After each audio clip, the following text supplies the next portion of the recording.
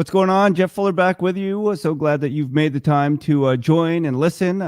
Jeff Fuller is my name, but you can certainly subscribe on YouTube at J Fuller Interviews. Join the Facebook group J Fuller Interviews. Follow on Instagram and Twitter J Fuller Interviews. And now a podcast on all the platforms: Google Podcasts, iTunes, as the Backfire Podcast with Jeff Fuller of J Fuller Interviews. I believe people's stories will make our story much better if we'll just take the time to listen to them, learn from them, unlearn what we thought we knew, and relearn what will help us in the future. And one with a tremendous story is Todd Marinovich. Todd, how are you? I'm good, Jeff. Thanks for having me. Yeah, so I just want to get to a bunch of things. You are a special person, somebody that I've watched for a while, and I'm just going to start. My parents did not have cable television, and so my wife, who is from Michigan, makes fun of me because I grew up a Notre Dame fan because Notre Dame football was on TV. That's probably offensive to you because you went to USC. Talk to me. Who did you grow up watching as far as sports? Was it just the Trojans because of your dad's connection, or did you love all sports? I loved them all, and I couldn't escape the USC and Trojan connection. And so I was going to USC games as a kid. And, but I tell you, I had an amazing array to choose from the Rams, the Raiders, the Chargers, and not only pro football, but I was a basketball fanatic, and it was my favorite sport. I love hoops. And so the 80s were really a great time for basketball. And without sports, Jeff, I don't know if I'd be here. Yeah, there's something that's freeing, and somebody just told me that it's the basketball court was their sanctuary. Yes. And they grew up with a difficult background as well. When did you feel as though you were playing football, or did you just always know football was the sport that you had to choose? It's probably about the 8th grade. It was off season for the Rams. My dad was coaching for the Rams, and I remember they let me come out and throw with them. And it was an experience that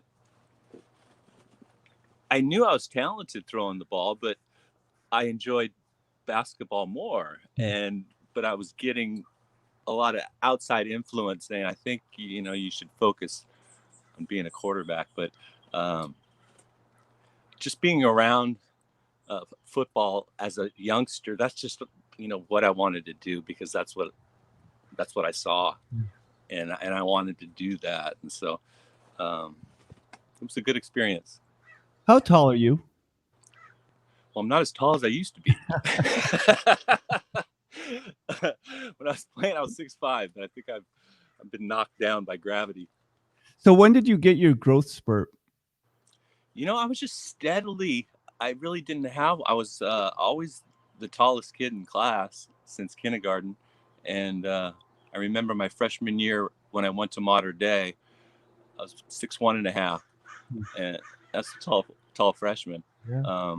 And then I gradually grew to 6'5". And starting as a freshman, I know a lot of people look at underclassmen playing varsity sports as, well, you're special, this is awesome. But I know that it does take a toll, and you feel that pressure because, you're 14, 15 years old with seniors in high school. And it was shared so well in the documentary, but could you just talk about how did you feel? Did you feel special when you were a freshman on that football team? That by far, that was the most difficult thing to overcome because of just the age and the maturity difference. Being a rookie in the huddle at 21 years old and being around some 10, 12-year veterans, that's a gap, but yeah. Nothing like a 14-year-old and an 18-year-old. Right. And I was terrified.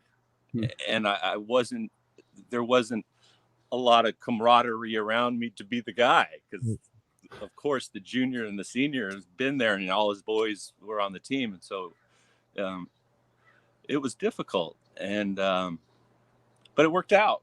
Hmm. Yeah, it did. Todd, so something we talked about with sports being a sanctuary or an outlet, art it is now for you and seemingly always has been. When did you realize that you enjoyed art? As far as I can go back, Hmm.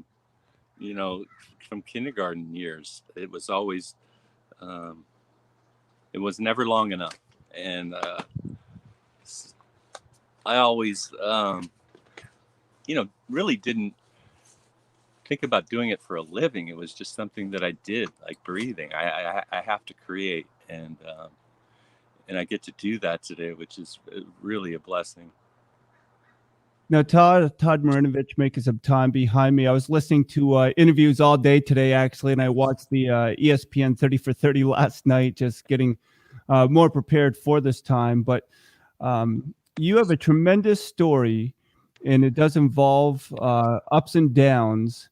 And so I just want to ask, how long have you been sober now? You know what, Jeff? I take a day at a time, Yeah. and it's a challenge. And you know what, I'm happy that I have an opportunity today to enjoy what life has to offer, because it hasn't always been that way. And the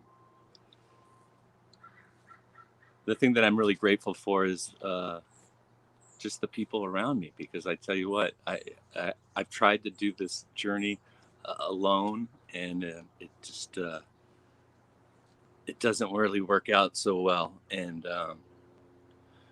so, if anybody's struggling out there, the only thing that I can say is that you're not alone. Yeah. And it gets better. What year did the ESPN 30 for 30? God, it's been 10 years. What Wow. a trip. Yeah.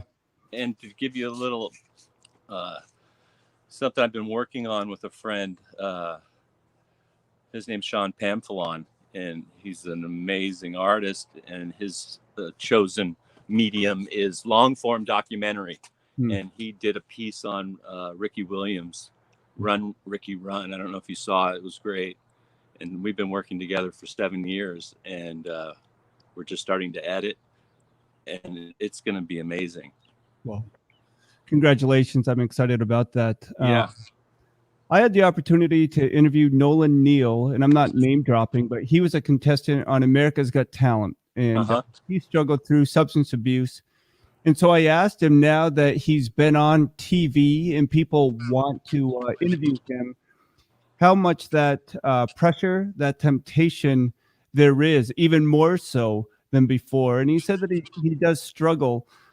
Did you find that after that documentary, there was a deeper temptation to escape or to go back into some of those things? I don't think that there was a greater, temptation after.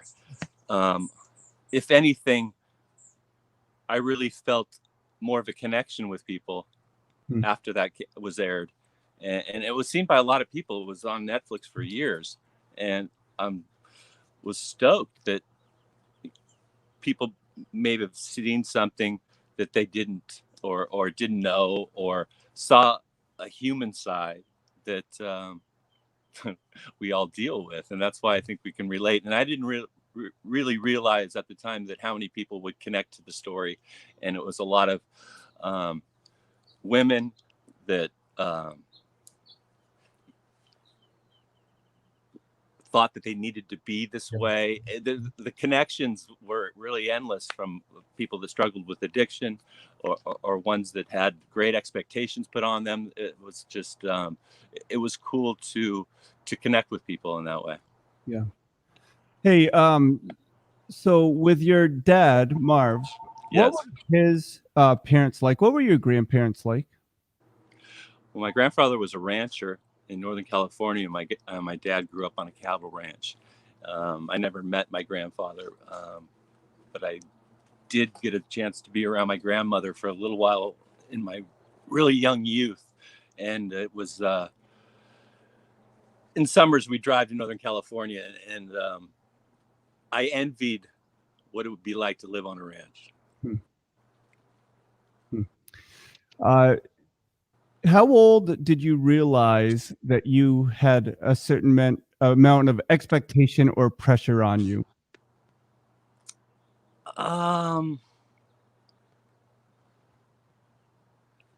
Probably high school. Because and I can't even imagine in today's world playing it, because I went to a big game last year, because my oldest son Barron is 11, and so he's all about, go figure, football. And I took him to a Mater Dei game, and they were playing. It was St. John Bosco, and they're I think the number one team playing the number two team in the nation, and they're actually in the same league.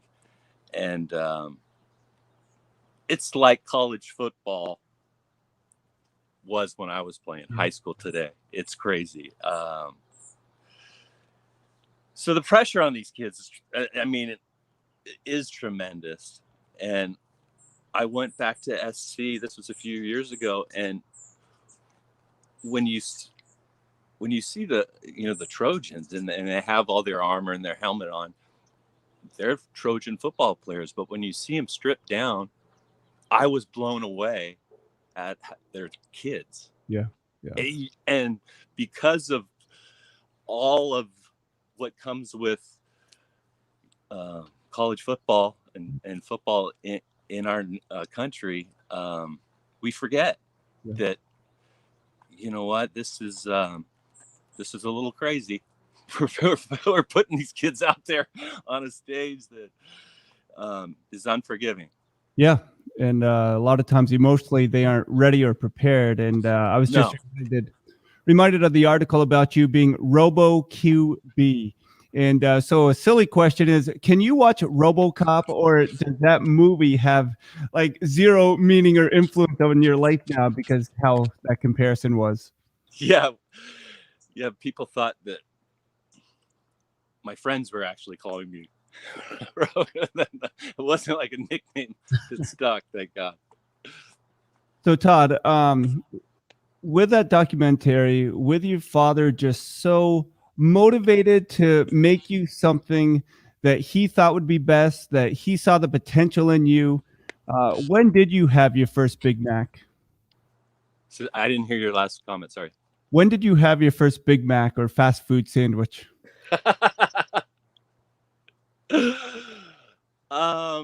See, I wasn't a fan of McDonald's. It was being out here in California. It's all about the In-N-Out burger, and so I was actually at Mater Dei and won an award for being Player of the Week, and they gave you a little certificate booklet of free In-N-Out goodies, and so I just became a fan immediately. So it seems as though every story or movie needs to have a villain, and I think a lot of people have portrayed your father as the villain in your life. Can you just talk about that relationship that you had with your dad? Yeah, it's sad that there has to be a villain, and because he was not that. He had a passion for training athletes that was unparalleled, and it's a shame that some may think of it that way, because that's not what it was. It was there was some misguided love, and being a parent now, it's changed my perspective in that way, that kids will change your life, and they have mine. And I love my dad, and it's Jeff, this life is I've been experiencing a lot of death, and that's part of life. And I'm getting older, and that's what happens. And I've lost a lot of teammates. Um, my dad is still with us, but not mentally, and that's been really hard. Um, but I know that he loved me, and everything that he did in his mind was out of love, and I believe that. And so all I'm trying to do today is love my kids. Yeah. And I try to keep it as simple as I can. And that in itself is very special. As a pastor, I've officiated several funerals this year, and I'm just reminded that growing up isn't all it's cracked up to be. And we want to get there so fast, and we're trying to kids slow down and enjoy it. Yeah, enjoy it. Talk to me about going to the Raiders and leaving school early. There's a whole story in that, but finally making it to the NFL. And I just thought it was so poignant that you had that conversation with your dad after your NFL start, and he was just so proud of you, and you knew it. Relive those moments, if you would, with me. Yeah, it was a really a pinnacle a time, because I spent a lot of time, and that's the one thing that, you know, if I do talk with kids, is there's just no shortcuts. You just don't wind up playing on Sunday, and so there was a lot of work involved. And when it finally came true, it was surreal, really. And the Raiders taking me was unbelievable. It was, and then me not leaving stadiums, getting to stay in the Coliseum. And my friends are playing on Saturday, and I'm playing on Sunday. And of course, they're hanging out with me in Manhattan Beach, where I'm living. It was crazy. Really great experience. And when you bring up Raiders, what do I think? I think of some great players that I got to play with, and I get chills today just saying great players, from turning around, handing it to Marcus, and watching Marcus run, and watching Eric Dickerson run, you know, Howie, and the list goes on. And so, you know, was my career short? Yes, but it was packed. Yeah. Let me tell you, Jeff, I like to say I'm a fan of quality, not quantity. Well, up here in the Northeast, especially with the Patriots' recent success, and then, of course, with the Boston Celtics, we always look at what's taking place immediate, but just seeing what you were a part of, you're so right about all those experiences and just what a special time it was. I'm trying to go back and forth with being light and then being deep, because your story is just so intense. But I look at your hair here and just being long and wavy and flowing, and now I believe that you have it shaved. Yeah. What was that change like for you, from being that young, good-looking kid that everyone wanted to be like, to now being a grown-up and just having experienced life, knowing that it isn't all fun and games? That's a good one. And the thing about it was, I knew it was coming, because I could look at my uncle and I knew it was coming from my mom's side. I was like, I don't have a chance in the world. So while I have hair, I might as well rock it. When we think about all the stories that have come out in the reports of your ups and downs, and you being high and even doing drugs in the middle of a game or halftime, can you just share some of those low points? Not saying like, oh, what cool stories, but man, how desperate were you during those times? Yeah, it wasn't pretty. And there wasn't glamour. There wasn't very much glamour there either. When, substance abuse gets to a level, I need it like I need air. And so it's shocking to some, because I was an athlete doing that. But this goes on in every profession in the world. And I was seeking relief, though I was killing myself. And it's a terrible way to live.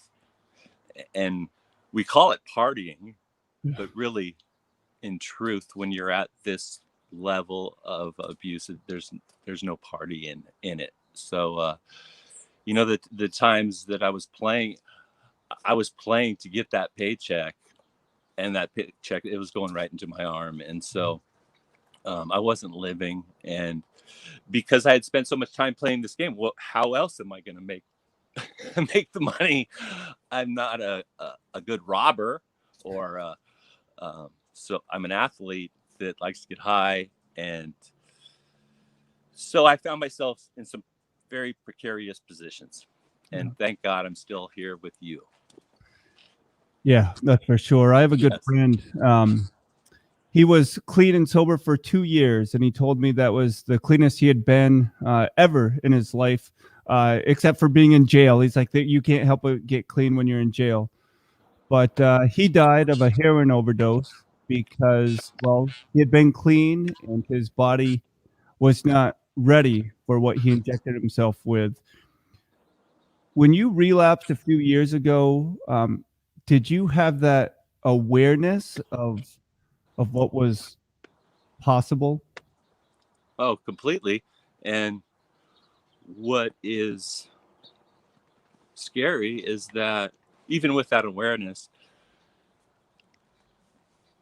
you're not safe. There's no safe shot, or it's just you're playing roulette. And I like to think that that's not going to happen, but that could, if I choose to go down that road. And I too have lost several very dear friends, and I just choose not to do that today. And again, Todd Marinovich, making some time at marinovichart.com, and you can certainly follow him on Twitter, marinovich.art. Behind me, there's a picture of you at USC against Michigan. Yes. I shared off air that I grew up a Notre Dame fan. My wife is from Michigan, so she does not. She says I only like Notre Dame because of Rudy, but I'm like, no, it was the only game. But talk to me about how much fun it was, like the good times playing at USC, huge wins. Just talk about the joy that you got to experience. It was super fun. There was nothing like it. And when you bring up Michigan, what a cool, I think they have the best uniforms in football. Let's just say that.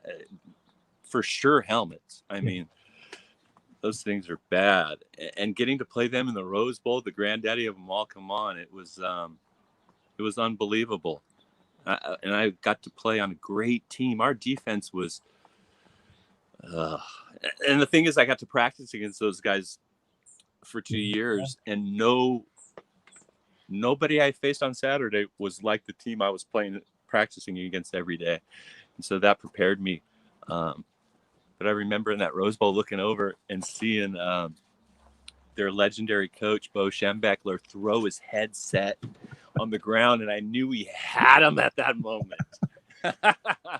Oh, man. Todd, talk to me a little bit about being a lefty. Is that something that you ever wanted to change or try to use both hands? Or if you see like Patrick Mahomes throwing no-look passes now, what advantage was it for you being left-handed? I think it is. Just in the fact that defenses don't see it. They're just used to seeing right-handers. And so, God, I remember playing against the Giants, and it was LT, and he's on the offense's left side because most right-handed quarterbacks are right-handed. So I was really grateful that I was the lefty because I could keep an eye on LT. And people say it was the last 2 years of his career, and he was still somebody you needed to keep an eye on. Yes. That's what a player he was. Who's someone you remember just hitting you so hard that, well, you still remember it? Yeah. Let's not talk about the ones I can't remember. my first game as a pro in Dallas, Russell Maryland hit me. And he wasn't a tall guy, but I mean, he was a load, and he got a full run, at least from hash mark to hash mark. And I rolled out, had pressure, stopped to throw back across the field, and he hit me in the jaw. And I knew it. I was hit. This was real. This wasn't a dream. But So yeah, there were some collisions going on, and that's just part of the game. now, with all the talk about concussions and everything that's taken place there, and the new developments with technology, with padding and helmets, how important is that, and how much has that changed even since when you played? Gosh, hot topic, Jeff. You know, my theory, I could be wrong, is that as the game has developed and as technology has developed, what it's done has given the player more confidence to play with reckless abandon. I think back in the day when my dad played, the gear was so bad that they weren't using their heads as much. Right. And I think even the era prior to that, where it was like leather helmets, they're arm tackling and they're not torpedoing like I experienced. Yeah. Like the whole secondary are torpedoes. Right. And they're not tackling. They're coming in about 3 feet off the ground, head first torpedoing. And so in my generation, the gear got better. And so I think it just gave guys a false sense of security, what they could do. And they just led with the head. That's the way they play. So I want to go back to a probably difficult topic or memory, but that's when you were arrested or pulled over by one of your high school teammates. And can you do you remember, did you feel embarrassed or shame when you got pulled over, or did you kind of feel like it's going to happen one of these days? What was that experience like for you? You know, you said shame. Yes. When there's addiction involved, you're going to get guilt. You're going to get shame. And that just digs a deeper hole that isolates you. Because that's what we're talking here. I say addiction, it could be a missing connection. I'm disconnected from me. I'm disconnected from the source, and I'm disconnected from you. And so that's addiction.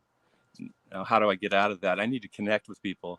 I need to find, I'm not connecting with myself. So maybe if I can connect with people, that will help me connect with me.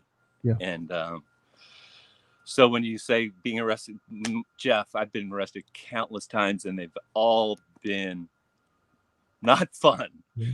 And but experiences nonetheless. And it's part of my story. Yeah. And I love the fact that you are so honest with your story. I heard an interview where you said that you had to be, that just helped get you through. And I just think the connection piece with your two children, that must be a saving grace. I know my son is a freshman in college. My daughter's a junior in high school. And I stopped from doing dumb things because I know, man, I really need to stay connected with them. Could you just share a little bit more what it means to have a son and daughter? Oh, I mean, is it a challenge? Yes. But rewarding? Yes. And to see them grow, and they're just amazing little humans. And it is an experience that I knew intuitively I didn't want to miss. And it's I don't know, having two is challenging because I feel like I'm the referee part of the time, and I don't want to be the ref. I never wanted to be a referee. I'm like, guys, please help me with this. But I have some good talks with Mom about, because growing up I was Mr. Wine and my sister was Miss Tease, and I get to relive that again with my two. Um, it's a trip, and you know what? Because I think I know, because I've experienced, and do I really? And I have to step back a lot of the time and let them find their way, and it's hard. Yeah. Because I think I know what's best, just because I have lived longer. Um, so I have to check myself, and I got people that I can turn to, because I had a late start with having children, and most of my friends are having their kids are graduating from college. So I get some great suggestions from them. So, like I said, without people, to bounce ideas off to, this is what I'm going through, man, I would be lost. That's so good. And Todd, thanks again for making the time. Couple questions, then we'll get you out. And I just have a question, because I'm curious. Would you quit putting up that picture though? I think it's great. Ultimate mullet. Oh my God. Hey, it's a good picture, but I'll go to this one. When ESPN came to you and they said they wanted to do a 30 for 30, what apprehensions did you have, and what made you finally say yes to the project? Yeah, it was weird when they approached me, because I had no interest in doing a documentary. And then I thought about it, and what was the motivating factor was I wanted to change the perception a little bit about Marv, and if they could, see a little bit more of the story, that might do it, because he has helped so many people, so many young athletes over the years. It's staggering, the number of, from female athletes to to male, and it wasn't just football. It was like he was enriching people's lives for decades, and I saw it on a day-to-day, just the passion, the love, for athletics, man, and it was an amazing experience to see. So it was documented that he used some unusual or non-typical training routines for you. I look at CrossFit Now or American Ninja Warrior or some of the things that are on TV of these people doing some radical things. If that was around back when you were a kid, would you be participating in American Ninja Warrior or doing? I don't know, but he had me doing some wild things over the years, and a lot of it came from German and Russian Olympic training of athletes. But I'll tell you, today's Again, Todd Marinovich. whoops. A lot of Marv's ideas are showing up all over, and when somebody is ahead of the field while they're still here, people call them crazy, but in time they see the genius. And so I think Marv really fits that class. Todd, I believe that freedom can come with faith in Jesus and the truth from just knowing there's a higher power. What helps you each day? Is there that aspect of faith? Yes. And I can relate it to my cell phone. If I don't plug this thing in the morning or at night, and I think, how's my day going to go with my phone that day? It's not going to go. And I'm no different. If I don't connect to this, I call it many things, the force, the source, this energy, I'm not going to do so well. And I keep it simple. And there are many ways to connect. And I think our world is changing in that way, that we don't necessarily need to go into a structure. But if you do, that's cool. So it's finding what connects you. And nature's always been there for me. And living on the beach, there's nothing like the ocean. And it's hard to describe. But I know that I feel different. And so it's personal to everybody, their beliefs and their faith. But it's as important to me as my creativity, my children. Without a connection, it's just, it'd be like black and white. Now a connection, you got color, and I'm addicted to it, as you can see. I mean, I'm throwing color all around. Well, and I don't mean to name drop, but I am going to promote that Chris McCandless, the book Into the Wild by John Krakauer. I'm actually interviewing his sister, Kareen, and she's going to talk about her book, The Wild Truth, and just how Chris felt such a connection to nature, and that just helped him get resolved from everything that he grew up with. And so I think it's so huge, and what a beautiful place to be living is, whether by the ocean or in the mountains, is just very special. Final question I have for you, Todd. Todd Marinovich, MarinovichArt.com. On Instagram, marinovich.art is where you can follow him. Your kids are relatively young. How do you plan to have them learn from your experience without preaching to them of your experience?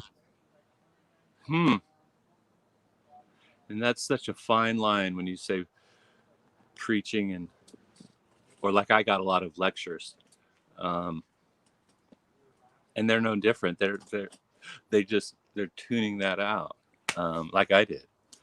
So it's one thing that I really realized was they're not listening to what I'm saying. They're watching what I'm doing, and kids are so in tune with a vibe that you're putting out, that it really doesn't matter what you're saying, because they're not listening to that. And what's helped our relationship is this: I had to kind of wait till this age appropriate. I didn't know what that was. Right. But I have an idea, and they're getting to the age now where my past with drug abuse is becoming relevant, which it's becoming younger and younger every year. Kids are getting involved at 4th grade. It's like, that's how old my kids are. It's crazy. So it's being honest with them. And I think that is the key. Yeah. And sometimes it's uncomfortable. Yeah, well, the important conversations typically are uncomfortable. They're the ones that matter.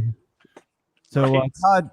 Todd Marinovich, thanks so much for making the time. Certainly a pleasure for me. And your story, it needs to be shared, because what you have learned is worth telling. Now, if we will learn from your experience, that's worth living. And Todd, thanks so much. Wow, appreciate that, Jeff. Thanks. And again, Todd Marinovich, making some time at MarinovichArt.com, and follow him on Instagram, MarinovichArt. Thanks so much. It's a pleasure being with you. My name is Jeff Fuller, J Fuller Interviews, J Fuller Interviews on YouTube, the Facebook group, Instagram, and Twitter. And now the Backfire podcast with Jeff Fuller of J Fuller Interviews on Google Podcasts, iTunes, wherever there's a podcast. You can find it there. And thanks again for making the time. Todd Marinovich, what a story. Hey, Todd, are you still there?